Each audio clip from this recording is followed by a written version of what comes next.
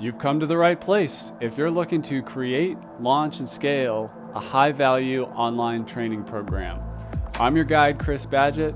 I'm the co-founder of LifterLMS, the most powerful learning management system for WordPress. Stay to the end. I've got something special for you. Enjoy the show. Hello and welcome back to another episode of LMS Cast. I'm joined by a special guest. His name is Sam Michie. He's from socialbluebook.com, which helps creators turn their passion into a career and monetize, work with brands. We're going to get into that in a sec, but welcome to the show, Sam. Thanks, Chris. Pumped to be here. I'm excited to chat with you today. I call them education entrepreneurs, these people that have an expertise, they teach online, whether that's in courses or membership sites, and they end up, needing to do a lot of marketing. They often have their own brands and, YouTube channels, Instagram accounts, TikTok accounts, podcasts, things to kind of generate leads at the top of the funnel.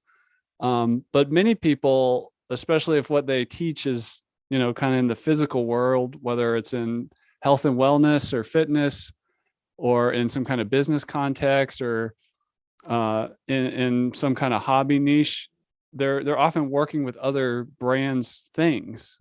Tell us about monetization, like how there might be this hidden opportunity to also make money in a certain way by working with a brand that repeatedly shows up in their content.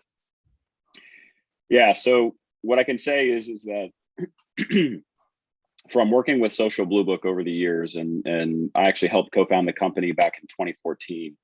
What I can say is we've worked with hundreds of thousands of content creators since we've been in business, and there are ways to make money as a content creator through, like, say, take platform, a platform like YouTube where you can generate AdSense revenue, or you can create a Patreon, and there's a bunch of different ways, and all the platforms are looking for ways to be able to put money in the pockets of content creators because they know that's how they can make their platform more sticky.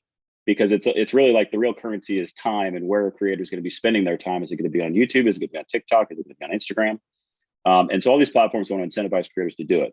Having said all that, the fastest way to making money for a content creator and the way to make the most money, particularly in the short term, is going to be through brand sponsorships and working with third-party brands who, basically want you to promote their products or their services inside of their content.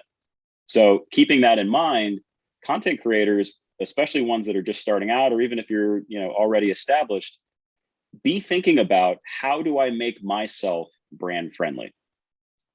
Like, what are the types of things that I can do with my audience? And it's anything from the basics of, like, avoid like cursing and crude language and things like that, but also, like, think about how you can organically feature products in your videos. Like, if I'm a mommy vlogger and I'm doing laundry today in my vlog, like, is there kind of like an organic plug that I can make for this Tide, laundry detergent that I'm using in the course of my vlog?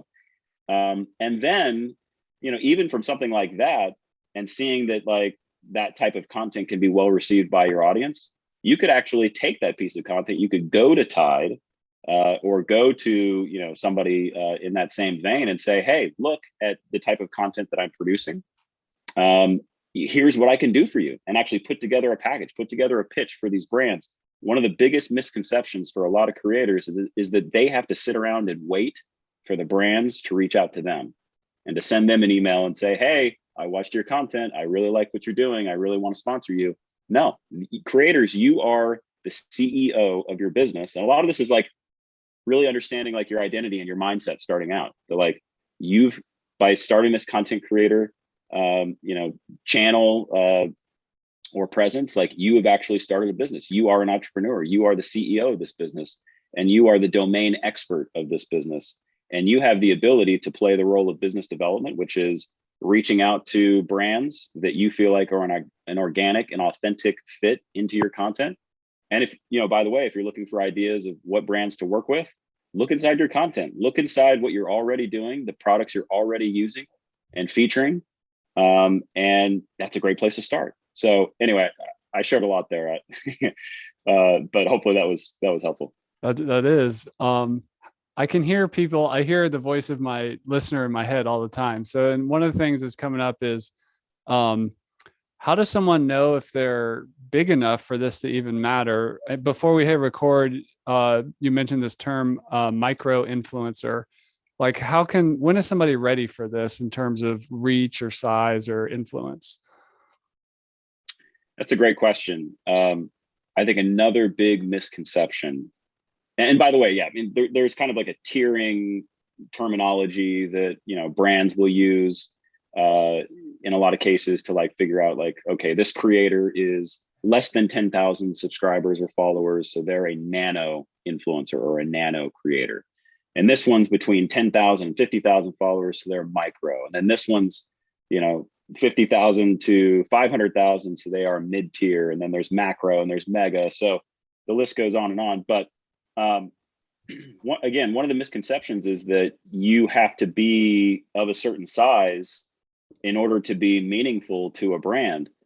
But I think a lot of creators miss out on the fact that really what they're able to do for a brand is not just feature their product for their audience, but they actually can offer creative as a service to a brand. Whereas historically, if brands are looking to partner with companies, to create content for them, they go out to an agency. I mean, they're going to pay upwards of, $500 to $1,000 to get anything produced. And with a content creator, you can get user generated content, UGC, that is authentic and real. And, like, here's a real customer using the product in a live setting. I mean, in many cases, you can't get better, marketing and better, better content than that, for a brand to be able to use. And that brand can license that content once you've produced it with them. So let's say you have no subscribers and you create this content, this UGC for the brand. They can then take that. They can run ads against that. They can post it on their website. They can license that IP from you as a content creator. So basically, you are like a hired videographer, for this brand. And so in a lot of cases, especially for smaller creators, don't think of yourself as like, oh, I have to be this massive influencer. Think of yourself as like, I can be a videographer or freelancer for hire. I can be a consultant. I can be someone who has very real knowledge and very real experience with using this product that probably can be very helpful to the brand, that they could use in ads and content on their own, properties and IP.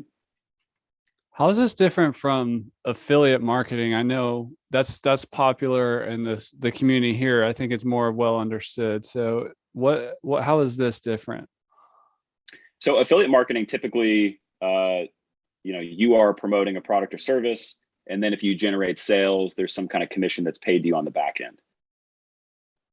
Honestly, what we're seeing is kind of like that world coming together with this more traditional influencer marketing world of kind of where we grew up. And where we grew up is where a brand would hire a content creator to produce a piece of video content for them or picture content for them or whatever it may be. And then there'd be an agreed upon flat fee rate for producing that content. So, Chris, I want you to make this, sponsored video for me. And for doing this little shout out, I'm going to pay you $1,500 based on, basically your level of influence as, a YouTuber or something like that. But now what we're seeing actually is a lot of brands, they had their affiliate team, which kind of was the kind of that more traditional model where they worked with bloggers and some of like the kind of the first level of creators that kind of came about, as a result of, the internet boom and everything.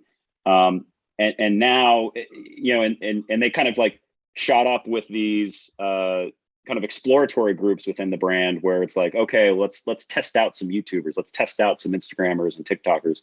But now we're seeing those two worlds kind of blend together. And you might even have a deal where a brand will approach you. In fact, I had reached out to a creator about, a particular deal a month or two ago where it was like, hey, here's a flat fee.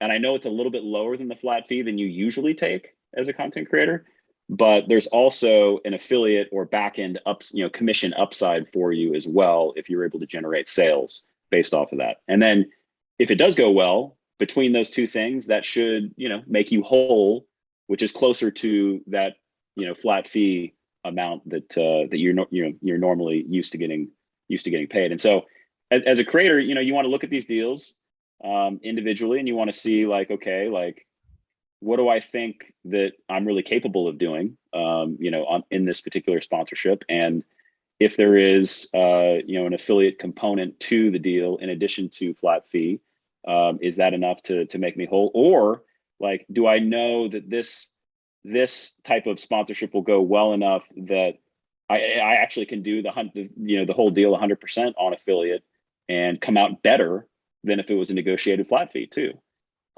So as a creator, it's about understanding your audience, understanding, the power of the influence that you have with that audience.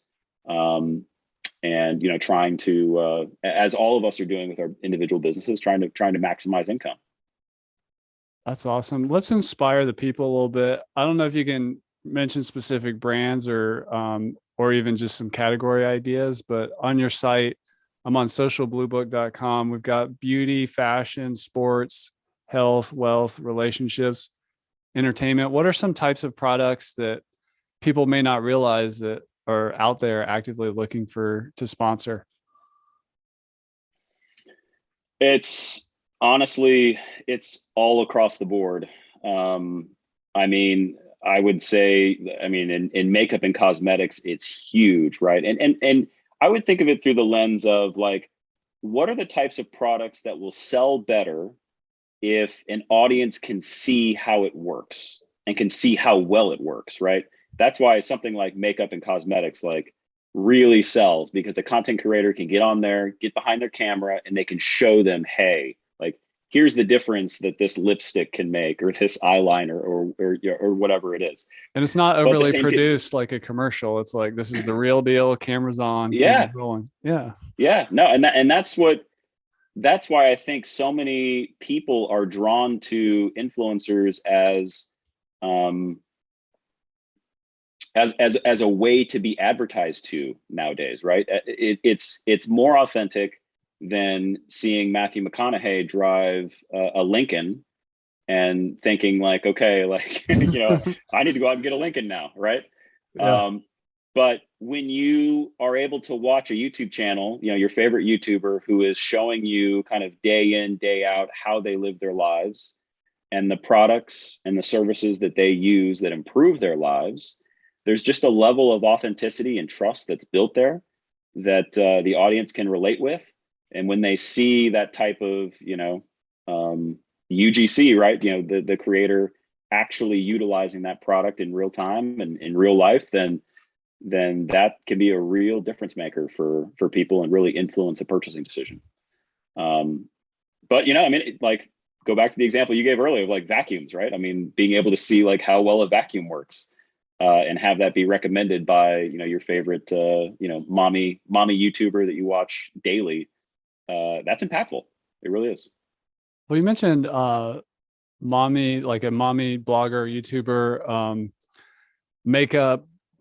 Sometimes it just on the surface, it feels like a young person's game in terms of that, but I imagine that's not actually accurate. Like, there's tons of influencers of all sizes, stripes, ages, everything. Could you speak to that? Like just the demographics of who this works for? I mean, it could work for anybody, it seems like, but sometimes it seems like this whole influencer thing is like a new YouTuber younger thing. But what are your thoughts around that? Well, I would say, if you're listening to this, quickly change your viewpoint on that. It's all evolving very, very quickly. One of the fastest demographics on YouTube, growing demographics on YouTube, is 35 to 55. Awesome. So keep that in mind. And we had a customer on our site. It was a couple in their 70s. and they were starting a YouTube channel to talk about healthy and sustainable eating, right? And what it means to like have a healthy diet for somebody in, you know, in their 80s. And that's the type of content that they wanted to share with their audience. And I know they had north of 1,000 subscribers. I don't remember exactly what the total was, but I mean, you could reach 1,000 people, you know, with that content. I mean, that's powerful. And again, it's reaching a demographic of people that is not the, you know, the teenagers who dream of, you know, fame and dollars and, you know, all that, all like the really attractive, you know, things that, you know, as a young kid, you're like, oh, like, you know, it seems it's really shiny to want to be, you know, an influencer or a creator, right? To be super popular and to have a Lamborghini and all these types of things. It is, and that's really one of the things that as a business, like, man, like with Social Blue Book, like if we're talking about the why of like why we started this business, it's because we believe that being a content creator is a viable career path. It's a very real career path for many people. And that more people this year than ever before will actually get the thought in their minds that, you know what? I actually like, I have a need to create. I have a unique voice and a story that I want to share. And I'm going to try my hand at sharing that and doing that through, you know, whichever platform or platforms that they choose to do that. More people than ever before will make that decision this year to start up that side hustle or to make the leap to try and make this a full-time business. And, you know, we want to be around. We want to be the platform, the resource, the offering that's going to really empower those creators to become professional creators, right? What's the elevator pitch of Social Blue Book? Like if you come into a room of creators and they never heard um, of influencer marketing or whatever, like what is it that you do? How do you help people understand Social Blue Book? Yeah, well, the cool thing is right now we're really kind of redefining our brand and really what we feel like the next phase of our offering is. If you look at our website today, it's very much around like, you know, as a content creator, you need to know what you're worth. And you need to know what you're worth because if you're going to work with brands, then you've got to have some kind of baseline to negotiate with them to figure out how to make money working with brands and, you know, maximize your income with brand sponsorships. And we're going to provide the tools and the resources you need to be able to do that. That's the elevator pitch for Social Blue Book today. But where I really feel like it needs to be, and what I feel like is really kind of like a resurfacing of our original why is I would walk into the room and I would say, hey, we build professional creators. So if you are just starting out, if you are, you know, midway through your journey and you have an established audience and you're looking for brands, if you are a millionaire and you're now looking to launch business, you know, new businesses, you're looking to co-partner with brands and launch product lines, you're looking for investment, you know, into your content creator business from legitimate, like institutional investors. No matter where you are on your journey, we have a place for you to be a professional content creator. And we have the education, we have the resources, we have the community, and we have the tools that are going to get you there, that are going to verify and validate you as a professional creator.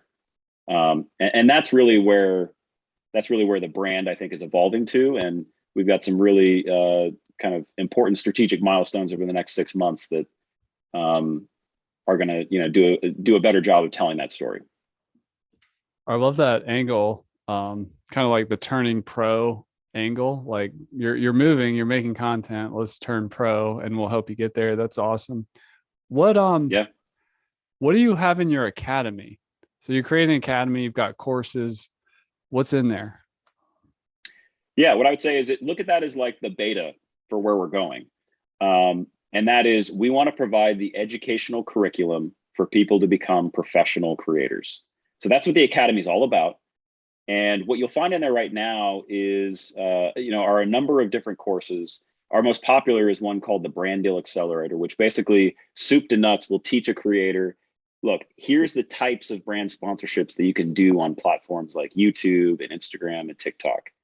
Here are a list of influencer marketplaces that you can go to right now and start pitching yourself for brand deal opportunities. And we actually provide some example videos of walking through one of the marketplaces in particular and like showcasing how to properly position yourself. Or if you want to go out and start making a list of brands that are currently paying creators and figure out who those brands are, here are some tactics. The next module focuses on tactics that you can use through like searching through hashtags on YouTube and Instagram to find brands who are currently paying creators. We also teach you how to put together basically a target list of the brands that you want to go after, and and we provide templates for for ways to be able to do that initial outreach and pitch them on your ideas and what you can do for them. And then we provide some negotiation tactics that you can use, and like in what scenarios you might want to consider like settling for a lower rate, but also in other scenarios how you could package together not just your YouTube, but also package together your Instagram and your Twitter all together into kind of a bundle that you then sell at a higher value to a brand. So there's a lot of like good tactics and things, but it's all really kind of brand sponsorship focused. But then we've got other content in there that's the road to 1,000 subscribers, right? And that one's actually a recorded live stream that we did with one of our YouTube coaches, where he talks about just like, here are the steps that you can take to get to 1,000 subscribers. We've got a course in there that's all around optimizing your Instagram and really like, if you have an existing Instagram, how to go in there and essentially do some house cleaning and make sure that everything is up to snuff and looking professional and that type of thing. So throughout all of this content, no matter what it is, it should be focused on really kind of one thing in general, which is we're helping you to become more professional than you were yesterday, or whatever. That's awesome. Is there any advice you have around like disclosing that you're sponsored or whatever? How does that work? Because I see some YouTube videos where people are like, this video is brought to you by XYZ company, and maybe they actually do a demo of it somewhere in the video. And then sometimes maybe it's a little more just natural and it's in there and you don't even realize it's sponsored. Like, how does someone think about that? What are we supposed to do if we have a brand deal when we're making content in terms of disclosing? Yeah, right. So legally, you have to disclose, period. There's no ifs, ands, or buts about it. Well, that's good. It's black and white. Like that's what you're supposed to do. Okay. Yeah. Even in the world of affiliate marketing, I mean, you need to disclose like, hey, like I'm sharing links that, are affiliate links. And this is all managed by the Federal Trade Commission, the FTC. So, maybe there's not as strict guidelines or laws for certain creators located outside the United States. But if you're in the United States, I mean, heck, if you're in North America, there are laws around, making sure that you disclose that this video was sponsored by a particular brand. And in a lot of cases, especially for the brands that are super savvy at this, I mean, the way that they structure these deals with creators is really kind of so transactional that it's like, hey, within the first third of your video, you're going to do a 60-second shout out about my product. And it's going to be just like we would see on the radio, where it's like, hey guys, today's, Howard Stern, like today's show is brought to you by Coca-Cola, or, whatever the brand, whoever the brand is. And then he'll spend, probably 10, 20 seconds talking about the brand. And then it's like, boom, right back into the show. Well, a lot of these brands in really kind of like a direct response type marketing format where it's very transactional. And basically the brands have kind of done the mental math in the background where it's like, I know if this creator can generate a certain number of views on the video, that's going to translate to a, particular number of sales, or downloads or whatever it is, the KPI that the brand's looking for. But yeah, I mean, they basically structure the deal with the creator where it's like at a certain part of the video, you're going to do this 60-second shout out. You're going to hit on all the talking points. And it's going to be a very clear disclosure. They're like, hey, this is an advertisement, right? Now there might be other scenarios where maybe it's like a little bit more organic, like you go back to the mommy blogger who's, you know, doing laundry and, you know, but she should definitely disclose, hey guys, like today's episode was actually sponsored by Tide, but let me tell you why Tide is the best, right? Yeah. And as long as the creator can say that in their organic voice, then it really shouldn't be that big of a deal. Now, I think there probably is a certain limit to where like your audience is just like, whoa, whoa, whoa. Like, I feel like I'm really being sold like left and right on all sorts of things. And they can tell whether you authentically believe in this product or not. So be careful about, you know, the types of brands that you promote and potentially even like how often you're promoting brands. But I have a buddy who runs a YouTube channel called New Rockstars, and they review like Marvel content, and, you know, talk about like the hidden Easter eggs and things that you missed, you know, while watching the movie and that type of stuff. And they have a sponsored segment in every single video that they upload. And they upload like 30 to 40 videos a month. I mean, you know, pretty much one a day, if not more. And they're, you know, the audience is conditioned into knowing like, hey, like if I want this great content, yeah, there's going to be a, you know, 45, 60-second segment where they talk about a product. And hopefully, again, that product is, you know, authentic and makes sense for the channel itself, but the audience kind of expects it, you know, after a while. That's awesome. You anticipated my next question, which is around how somebody can do it without feeling like they're selling out or being overly promotional. But it's you mentioned like, okay, well, does this person actually use this product or care about it? Don't do it too often. Any other tips around you know, not hurting their brand by being overly salesy or inauthentic or something like that? I mean, I think for the purposes of this discussion, like what we've talked about already, I think probably are the primary things, right? I mean, as a creator, you want to stay true to your story, and your why, and that's true of the content you create. It's true of the brands that you work with. So if whatever it is you're doing to promote a brand or something takes you off that path, then really, you know, reconsider that. But the obvious thing is that your audience will tell you. You'll see it in the comments, right? I mean, Yeah. you'll know like what the audience thinks about it and how they receive it and whatnot. So as long as you're staying true to that, then I think you're pretty safe. But hey, nobody's perfect, and you know, there's going to be a hater at some point, you know, Yeah. and of course, dealing with that, you know, that may be related to brand sponsorship, and maybe related to something else too. Is kind of a different topic of discussion. But you know, stay true to you, because that's why these people are watching you. They're watching you for you, and that's really critical. Quick micro question I forgot to ask you. If we're doing an Instagram or a picture, how do we disclose in the picture? Is it just in the text beside it that Yeah, we're just in the description below. Yep, exactly. So a lot of people will use you know, hashtag ad, hashtag sponsored, those types of disclosures. But I mean, you know, sometimes you'll read these Instagram descriptions. I mean, it's like it uses up the entire the entire text box, and then they also go into the comments, and they're, you know, they've got like a comment or two that is like the rest of their, you know, the description for what they're saying. And a lot of people are like, they'll post a picture, but they're telling a story with the picture. Think about how you might be able to organically promote a brand within a story that you're telling on that photo. It might land better. It might be better received by your audience, rather than just like, hey, 15% off this hair product, you know, hashtag ad, and that's your description, right? I mean, that's very salesy. I mean, that's probably not something that's going to be received as well by your audience. you mentioned KPIs, and a question I have is are brands still interested for more top of the funnel content? Like, what if I can't guarantee that, you know, they're definitely gonna be able to track without a shadow of a doubt that you know, purchase came from my influencer content? You know, there's that saying in sales or marketing that, you know, oftentimes people have to touch a brand 7 times before they buy. Are brands open to like a little bit of the mystery of it all, or is it always this like clear KPI trackable metrics scenario where they can really clearly see their ROI, or is it a little fuzzy sometimes? Gosh, it's really all across the board.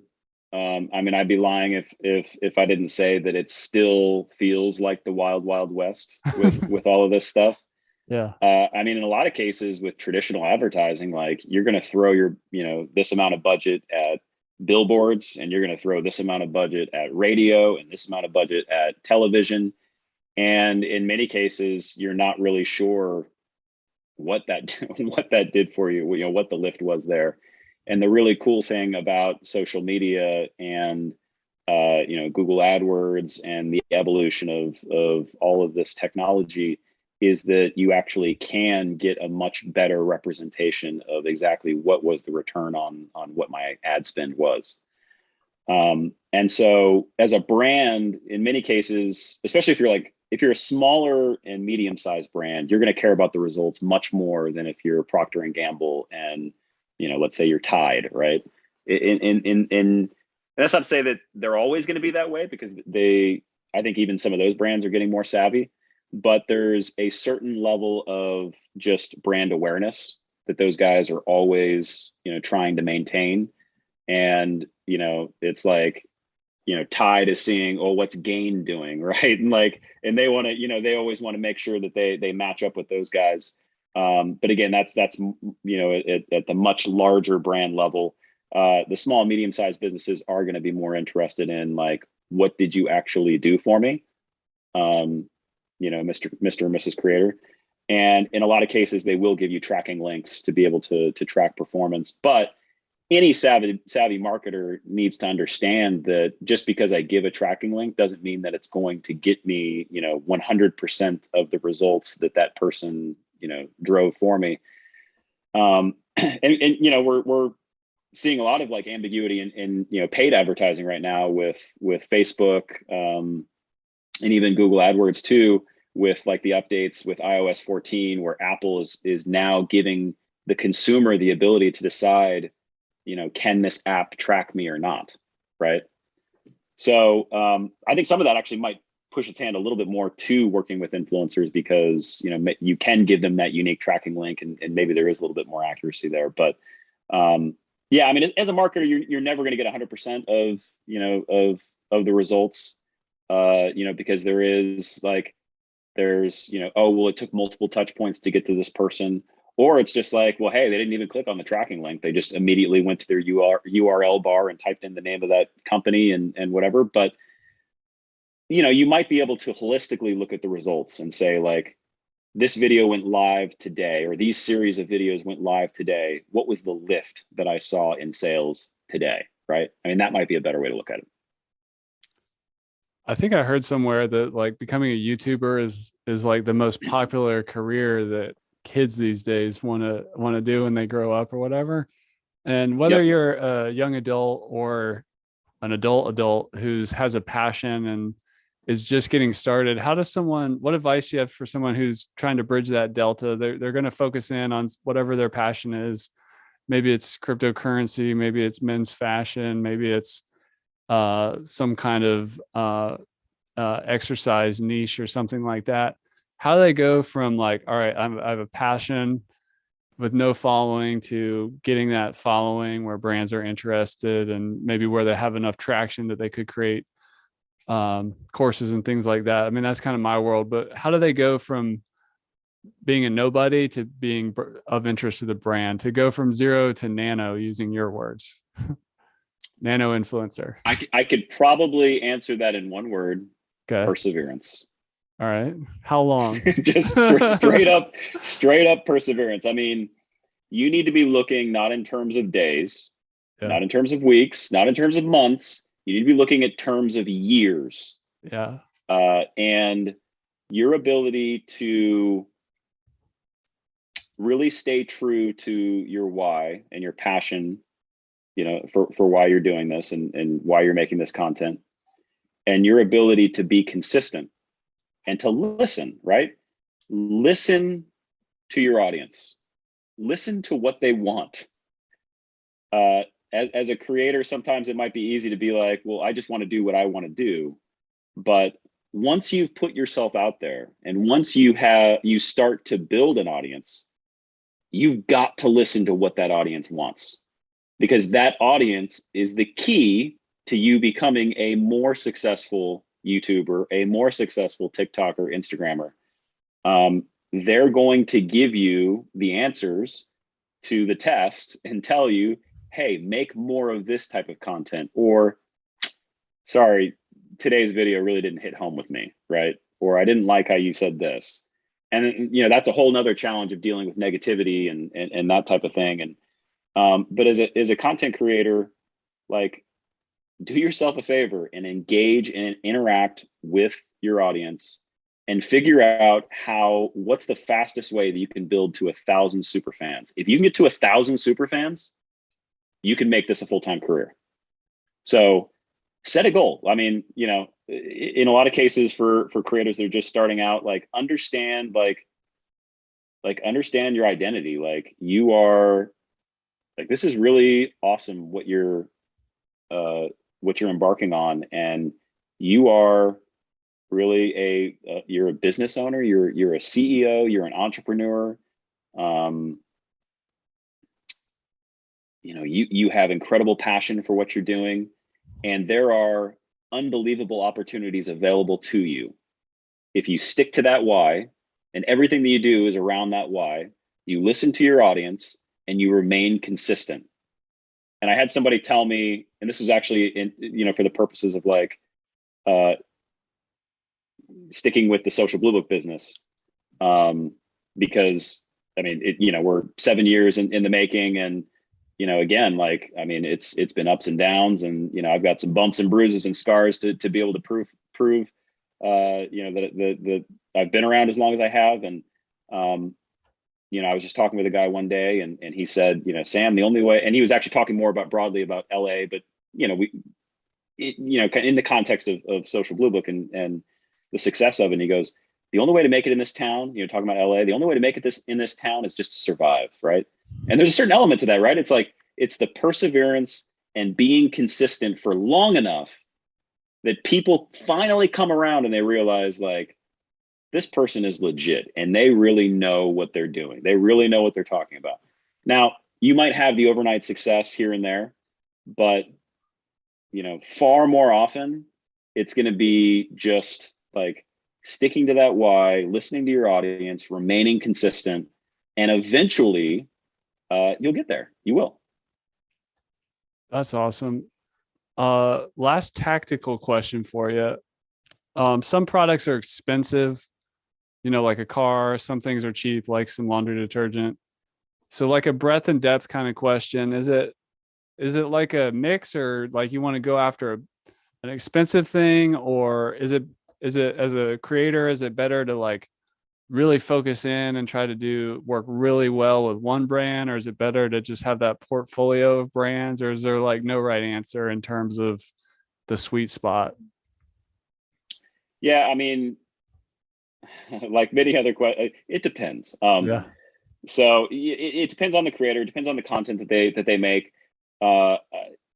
Speaking somewhat generally, if you can focus on fewer brands and building long-term partnerships with them, you'll be better off as a creator.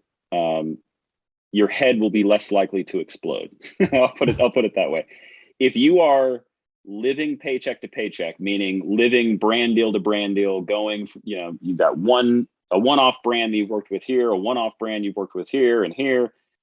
That's a lot of work. I mean, you got to build relationships with a lot of new people, which it's not bad to build relationships, but if it's just a transactional one-off type thing, you may not actually be working with the right brands. Like, your audience may not be receptive to those types of brands.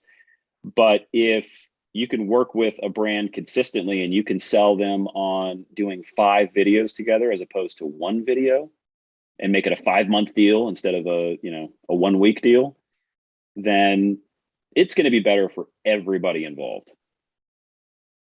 I love that. That's Sam Michie from Social Blue Book. That's socialbluebook.com. I highly recommend you go check that out. This could be like a total untapped revenue source for you course creator and coaches out there. You get really focused on your courses and your academy and your coaching. But what about all the products you're constantly using in all your videos? There's additional revenue opportunity here. And if you're just starting out on your journey, this is a great way to get monetization flowing. Any final words for the people, Sam, and how else can they find you and connect with you? Yeah. I mean, follow us on, check us out on Social Blue Book. We're on all the social platforms under Social Blue Book. So you can find us there. As far as final words, I mean, I don't want to, throughout the course of this thing, I don't want to sound too much like Tony Robbins or Gary Vee or something like that. But I kind of have a little bit of an element, to my personality that wants to kind of like just share it with everybody. But, I respect everything that you guys are doing in terms of building these courses and putting yourself out there. And each of you have a unique voice and a unique story to tell. Utilize the power of these social platforms that are out there. Also utilize the power of owning your audience yourself. So, building your own email list and owning that, building your own SMS or text message list.